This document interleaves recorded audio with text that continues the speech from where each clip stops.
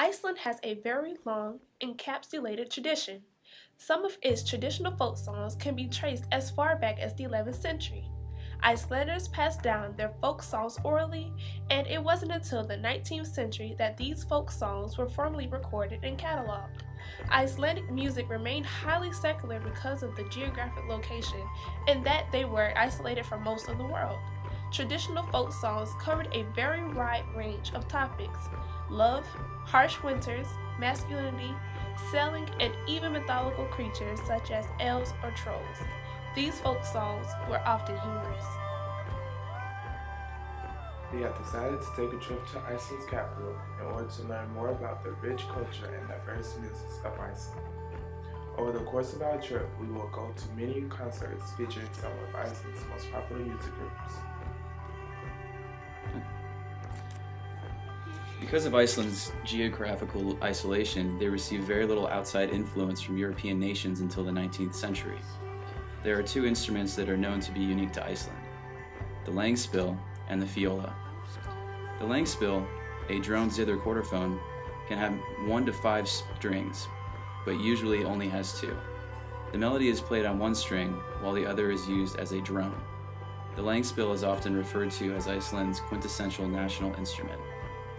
The viola, bowed fretless zither quarterphone. This instrument is similar to a violin in Western music. Traditional instruments. Both the langspiel and the viola were not intended to be used as a driving force in a song, but rather were the accompanying instruments to the vocals. Most Icelandic folk songs had single-line melodies with one exception: tvísöngur, or two-singing. There are 4 main characteristics of traditional Icelandic music. Most songs have a very narrow range, and most commonly only have 6 tones.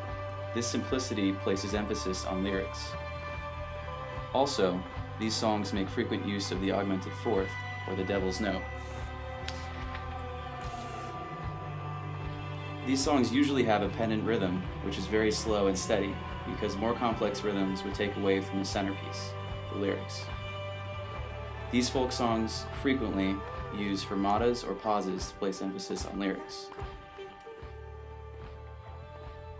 In the 19th century, when travel became much more accessible due to the Industrial Revolution, Europeans began to visit Iceland. This back and forth of culture brought to Iceland a wealth of new instruments, compositions, and musical styles common to Western music of the time. In the last century or so, Iceland has developed a very diverse, flourishing music scene. Many genres of music found in America are now commonplace in Iceland: pop rock, ballad rock, folk rock, reggae, metal, punk, electronica, indie, etc. While on our group trip to Iceland, we saw many wonderful musicians, such as Björk, Sigur Rós, Mum, and Oliver Arnalds. Björk is a world-renowned singer, songwriter, and multi-instrumentalist. She utilizes a very broad range of styles and genres found in her music. She was nominated for 12 Grammy Awards, 1 Academy Award, and 2 Golden Globe Awards.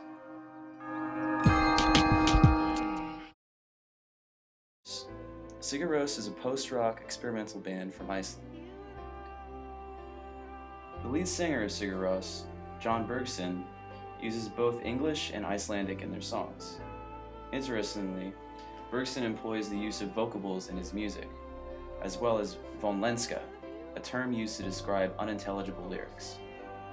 Vonlenska is non-literal, unfixed, and is different from constructed languages because it can be effectively used for communication.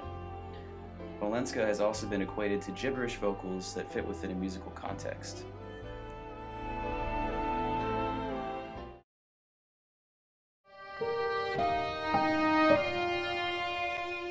Oliver Arnalds is a neoclassical composer based in Iceland. He frequently combines traditional orchestral music with modern instruments such as the electric guitar, modern percussion, and synthesizers.